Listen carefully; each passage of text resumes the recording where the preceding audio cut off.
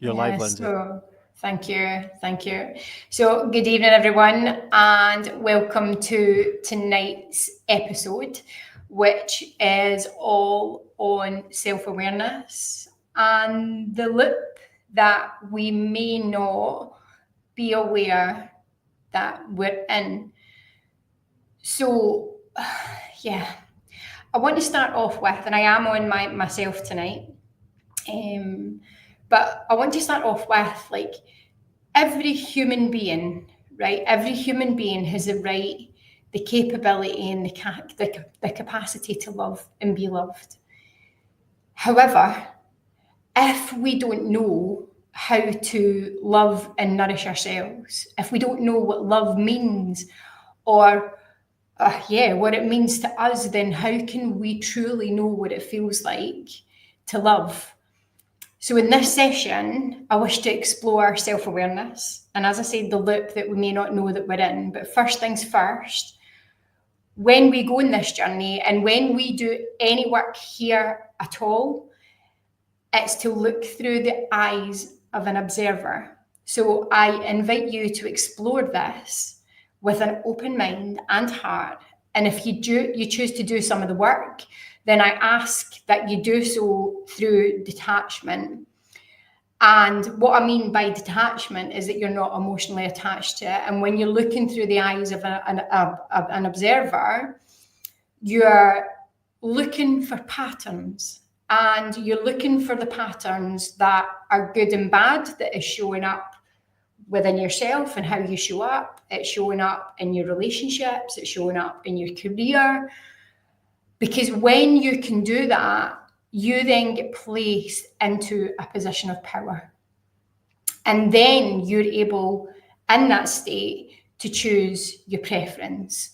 So do you want to use what you have learned and what you have found and the insights that you have gained to keep you stuck and keep you stagnant? Or do you want to use that as a catalyst for empowered change? So when we get to that place, what we actually find is that we have a choice. We have a choice to make. And the only thing that we can ever control in life is ourselves. And that's where you're in your position of power. So the work that we do here, it's not so that you find information and you then absorb that and then you use that to beat yourself up or to blame other people around you.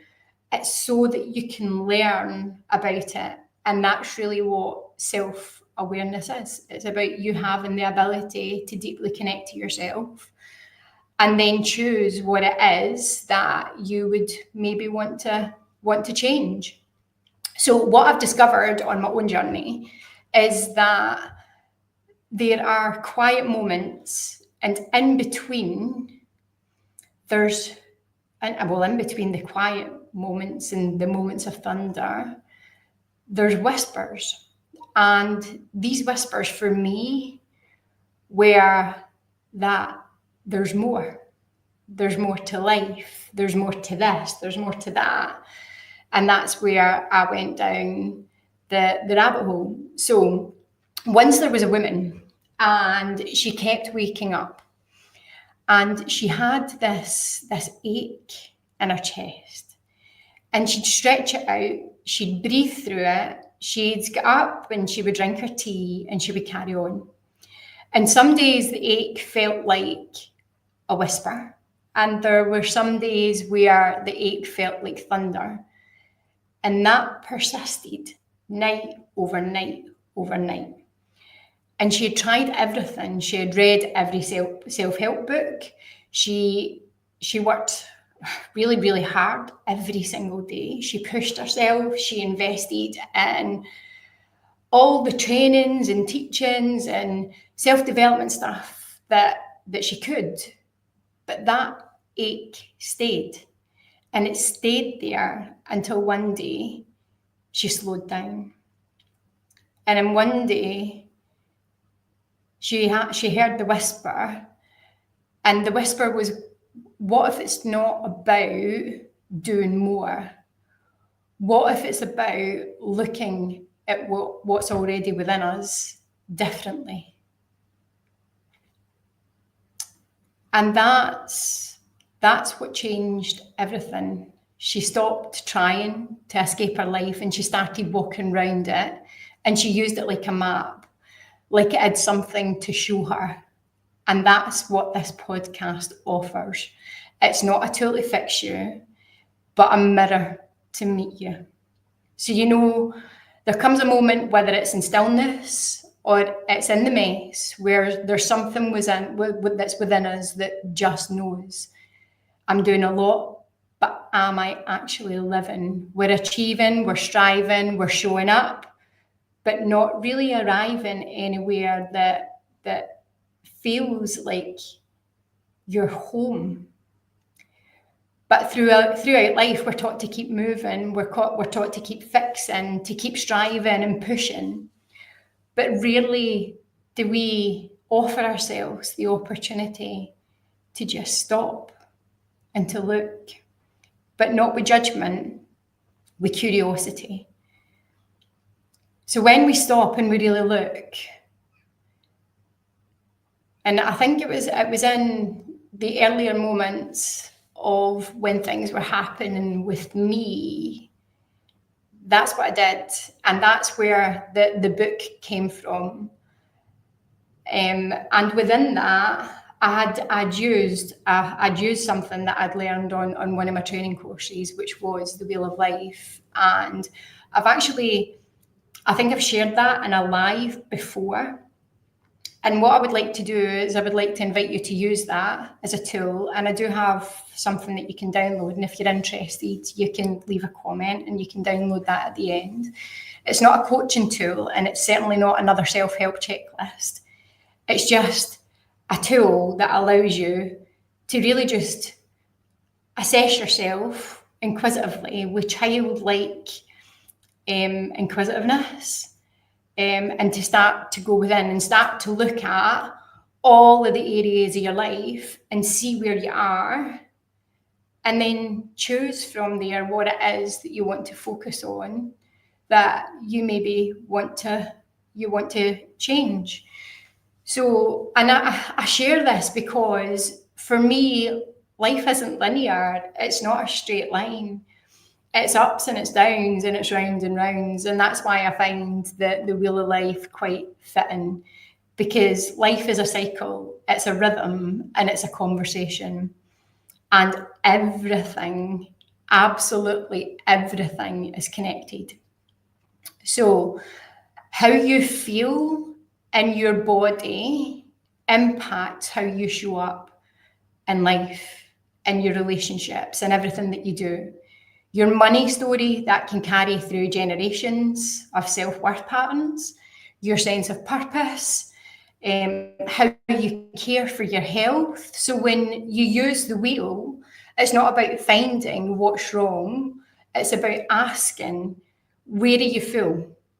Where is it that you're leaking energy? And where are you performing instead of living? And it gives us a chance to see all of those pieces in one place. And as I said, it's not to judge them, but it's to learn from them. And when we become aware of that, as I say, you then have a choice to be the change or make a change. So it is a mindset shift. It is a tool for that, but it's also to be used as an energetic return, a remembering, a coming home, or a calling home. So as we begin to move through each area together today, I want you to just be gentle and gently check in on yourself. Let your body respond and let your soul speak. Let your truth rise, not because it must perform, but because it's ready to be felt. So first, I want to touch on relationships, because this is most of the times where the mask slips. So from a young age, we learn to read the room, to smile when it hurts, to play roles that win approval. And you become who they need you to become. But ask yourself, who were you underneath all of that? What if love, or to be loved, wasn't a performance? What if true connection didn't cost you your authenticity?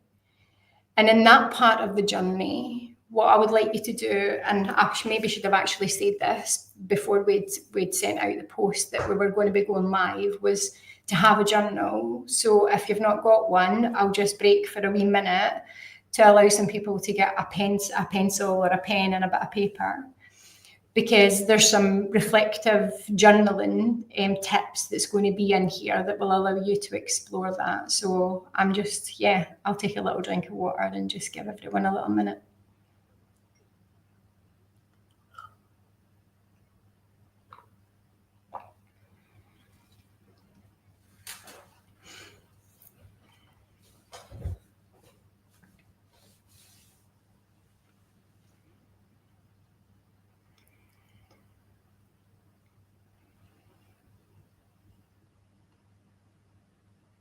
Okay.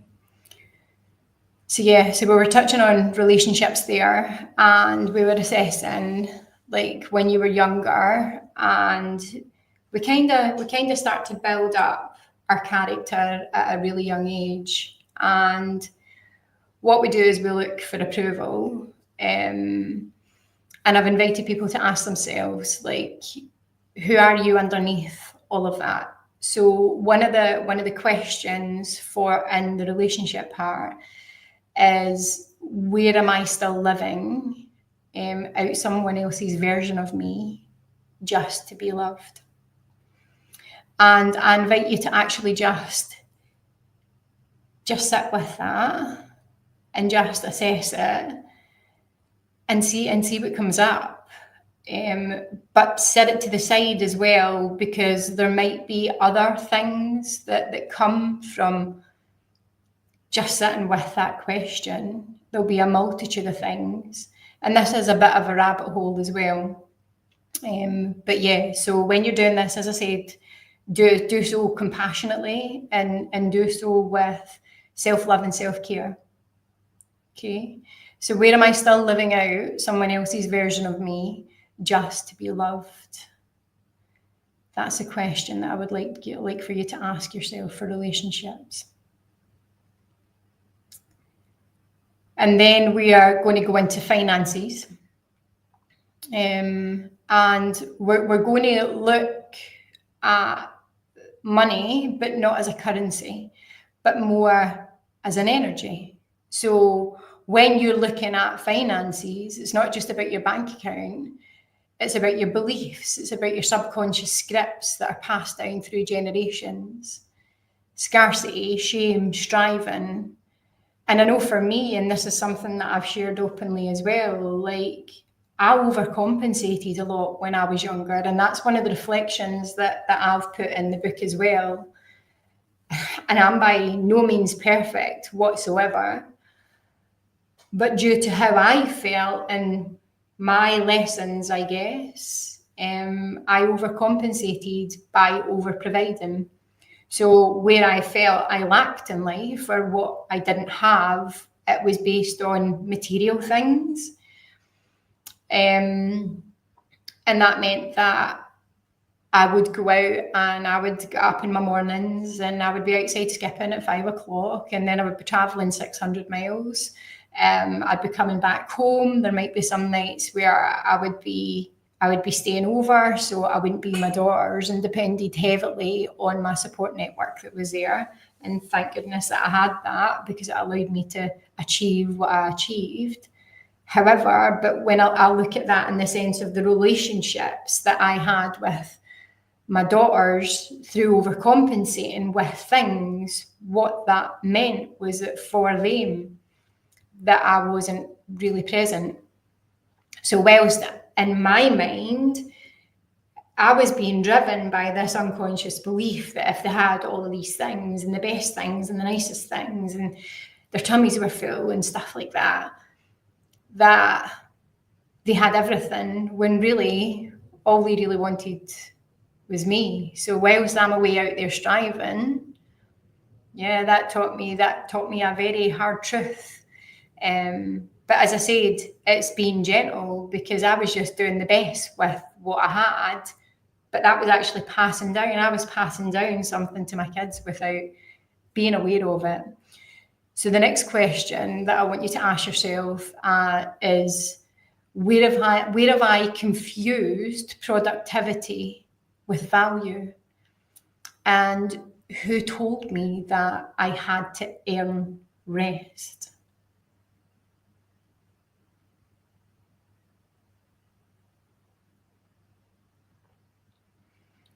So what did your upbringing teach you about what you deserve and what it means to be worthy?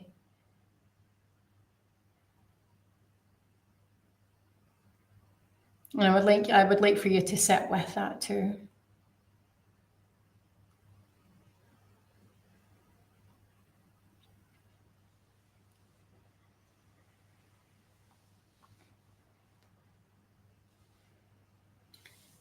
And then next, we're gonna move on to health.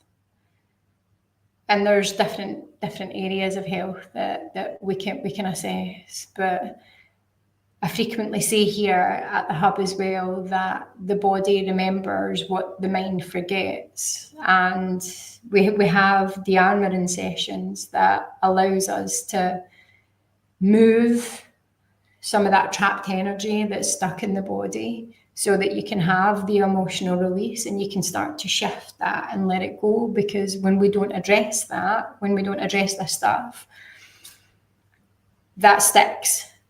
And when that sticks, if it's not coming out, it's going in. So when we are using this tool here, we journey inward.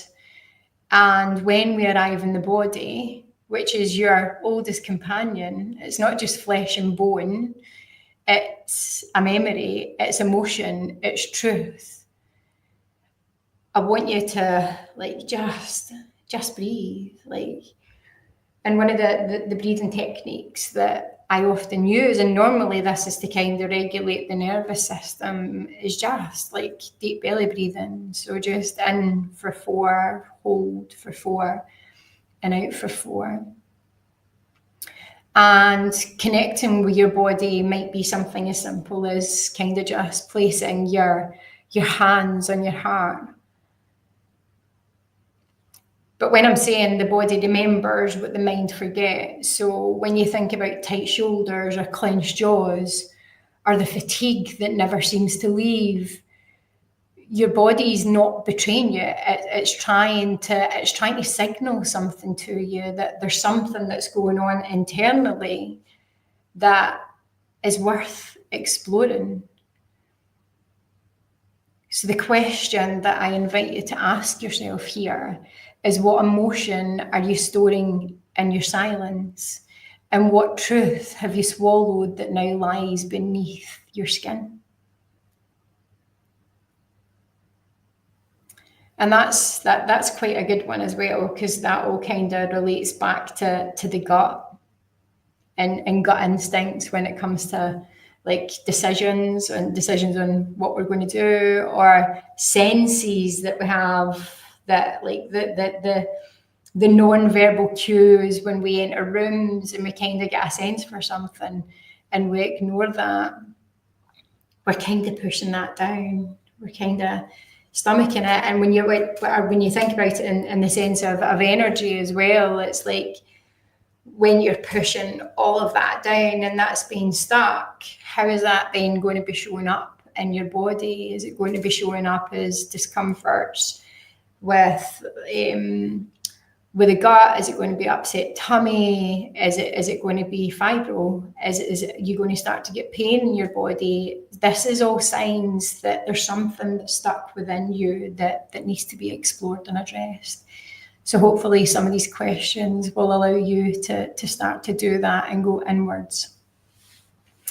And the next, we want to look at fitness. And fitness comes in many shapes and forms, right? Like, and even for me on my journey, I was so hell-bent, like, on making sure that I was physically fit, like going out skipping every single morning. Then I was doing like 3 fitness classes a night.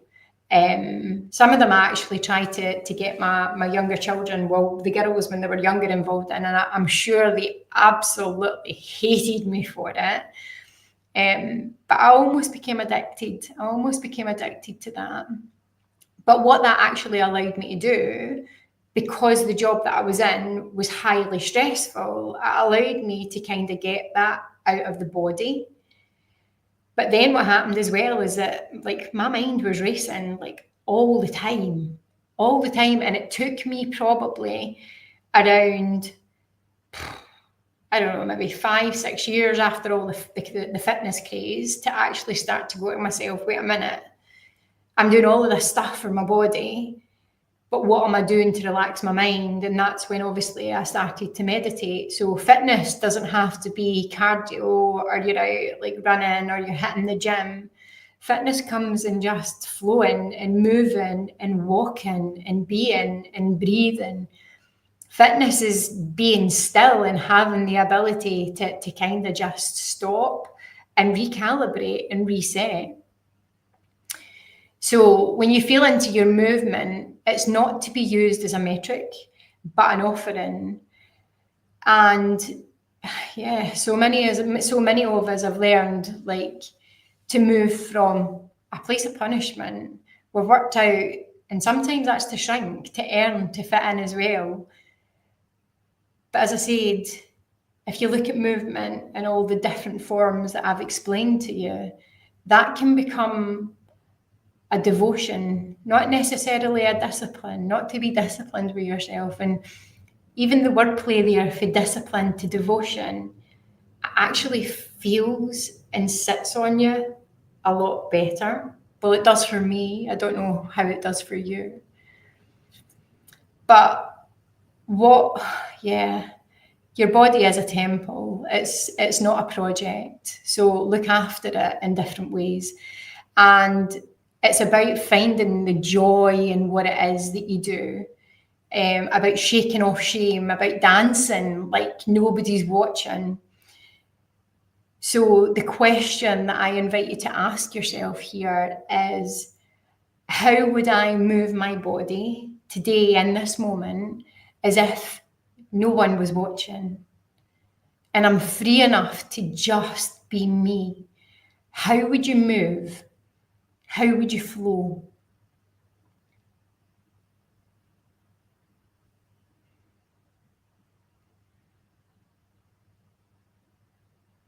So thinking about movement.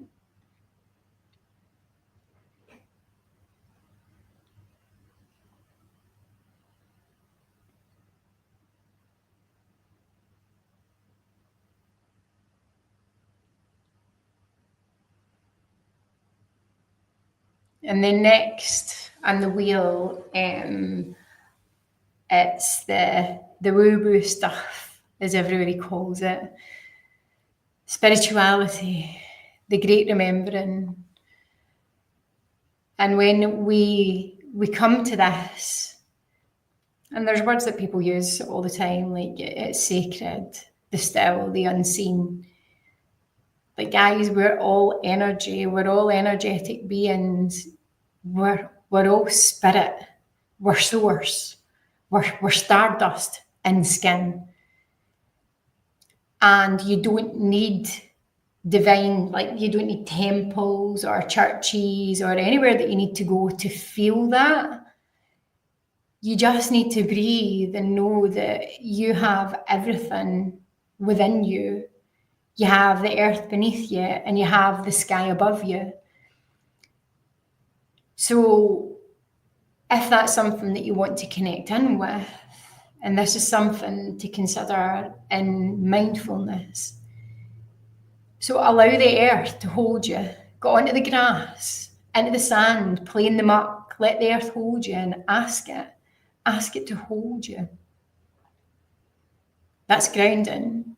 And that's something that another tactic that you might want to use is just visualize like light coming in through the top of your head, and then asking that anything that's stagnant, anything that's stuck, anything that does not serve you, for that just to be cleared. And just imagine like a white crystalline shower going all the way down your body and then coming in through the top of your head and going down through the skull and the arms, and the shoulders and the arms and the hands, down through the chest, the belly, the hips, the legs, the knees, ankles and feet. And just imagine that going all the way down into the core of the earth. And just ask it to hold you.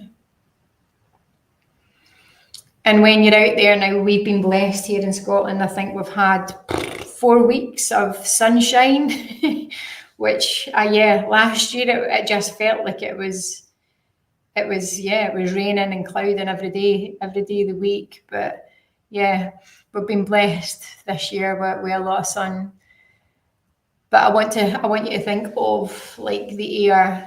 So when you're out and the wind, and at night time here, it is quite windy.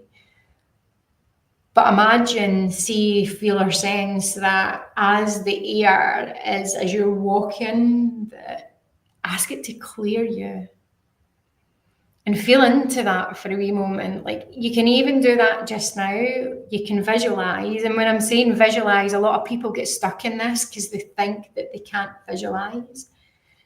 But you can, like if I say to yourself, imagine, see or sense that you're outside just now and you're walking and it's really, really windy and the wind's like blowing at your hair and it's forcing like your jacket to blow back. You're able to see that. That's what visualization is.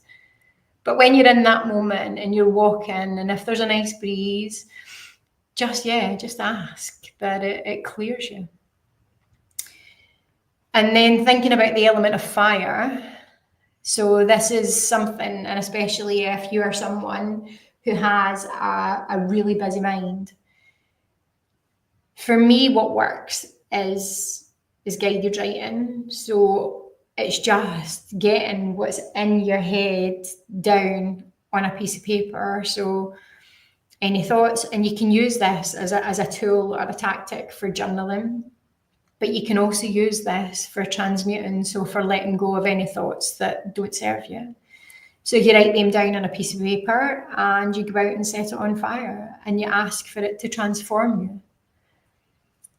And then when you're thinking about the element of water, it's going in a bath or going dipping or going swimming.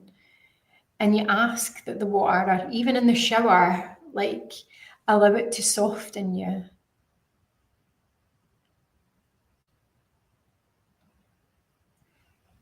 And then when we get to ether and we get to spirit, if you want to ask this question, it's remind me of who I am. And as you breathe in the earth below and the sky above, ask that you're reminded of who you are. And the answers to this, they might not come immediately. They might take some time. But when you start to get into that habit of connecting and using the elements and being able to be still with yourself, you'll have little nuggets that'll just show up. And there's actually one of the ladies that's in my Ignite the Fire Within program. And she said she wasn't that good at journaling, and I think she's actually exceptional at journaling.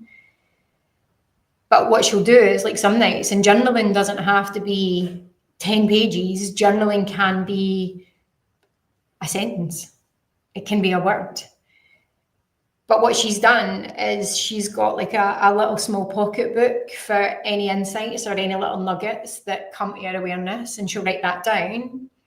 And then later at night, she'll use that And then she'll just write. And sometimes she writes a paragraph, sometimes she writes a sentence, sometimes she writes 3 pages. But when things are like that are coming to your awareness, it's an opportunity for you to take note. So you might want to take a voice note on your phone as well. It's up to you, however you want to do that. But yeah. So moving on from that, we're moving on to purpose.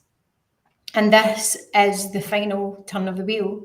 Now, purpose, it's not productivity. It's not a performance either. It's a presence. It's about being more, and it's about becoming honest with yourself as well. So what truth is burning inside of you, and what expression have you silenced in order to stay safe?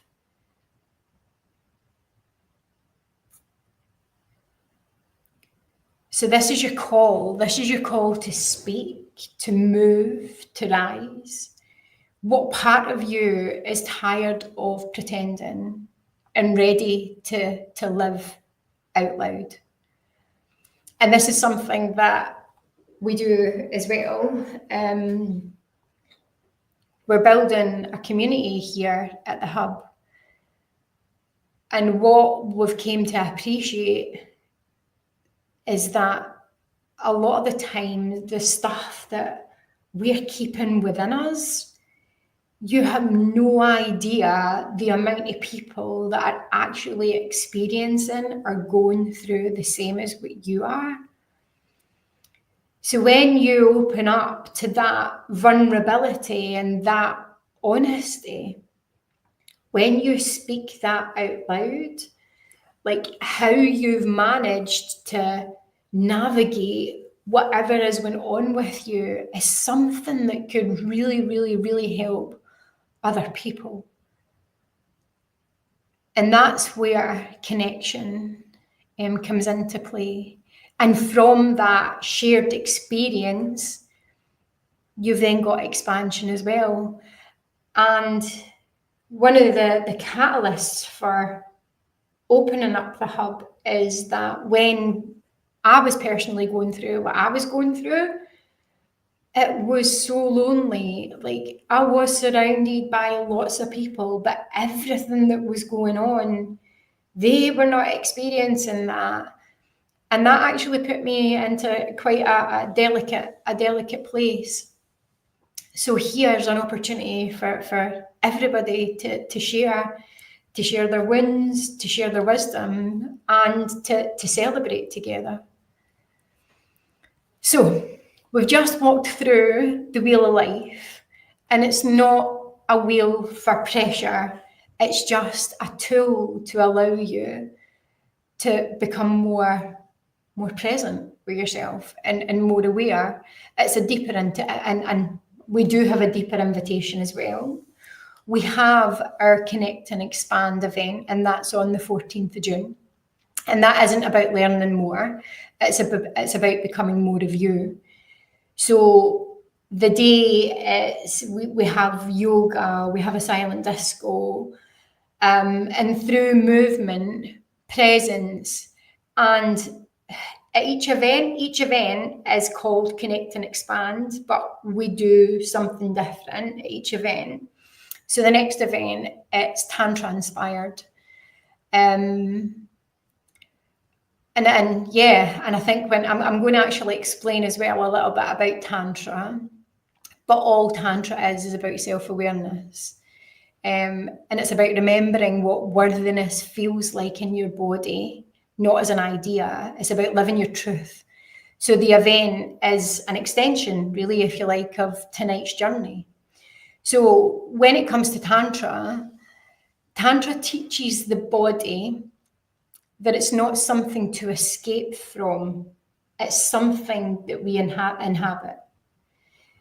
We spend so long disassociating, numbing, or rushing.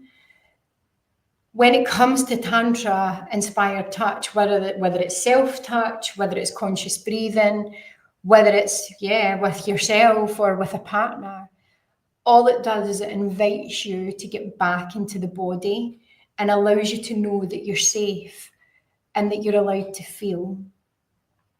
And sometimes the most powerful shift comes when we place a hand on our heart, as I said earlier, and just saying, look, I'm here now. So it's a reclamation. And Tantra doesn't separate the physical form from the spiritual everything. Your money blocks, your tight shoulders, your desire, your doubt, all of that is sacred data that's waiting to get tapped into, that's waiting for you to become aware of, to start to shift and move. So your purpose essential, your finances, they hold energetic patterns. Your relationships reflect your capacity for intimacy, but with yourself first. As I said at the beginning as well, like when it comes to love, have you actually ever truly asked yourself, what is love to me? What does love feel like for me? What does it look like, smell like? What does it sense? Get all your senses going. And you start to explore that and explore yourself first. So you don't have to split yourself into parts to be worthy. Your body's your bank account. And the breath, it's all energy, it's all sacred. And it's Tantra. So Tantra helps you become aware of where the energy is flowing in the body, where the energy is leaking, where you're holding on. Pleasure, softness, presence, where you're stuck in old loops because the nervous system doesn't feel safe enough to choose something new. And I find that as well with a lot of what we do here. There's a lot of, am I ready yet? Oh, I don't know about that. Maybe I'm not good enough. Maybe I shouldn't do that. Maybe that's just your body trying to get you to remain safe, because where you are and where you're at in your life is safe. It's safe for you.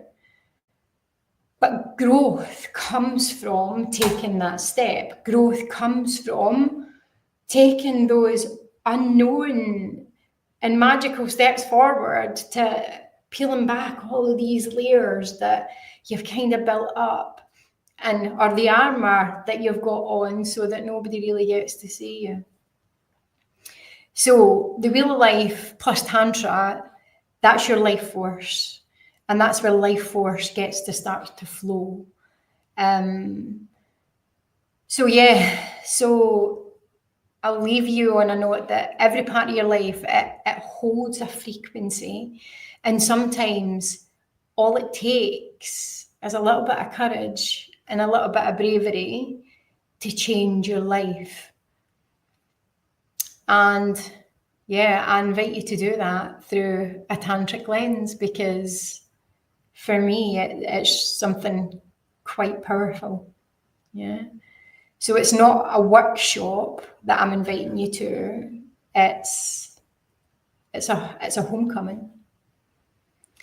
So on that note, I'll leave it there. There will be an ad that's coming out next week that allows you to sign up for the event if you feel called to. But for now, I wish you all a pleasant evening. For anyone that's listened, thank you very much. For anyone that's yet to listen, thank you for listening. And until the next time, I'll see all of you guys soon. So with love, Lindsay. And just before I go, we have the book that's all about my life, really, The Soulful Explorer, Architect of My Soul. That's in all major bookstores, and it's on Amazon for ease of use. If you want to, and even in there as well, it gives you some tools and tips and techniques and how you can start to reflect on your own journey as well. So thank you very much for listening, everyone, and I wish you all a lovely evening. Take care. With love.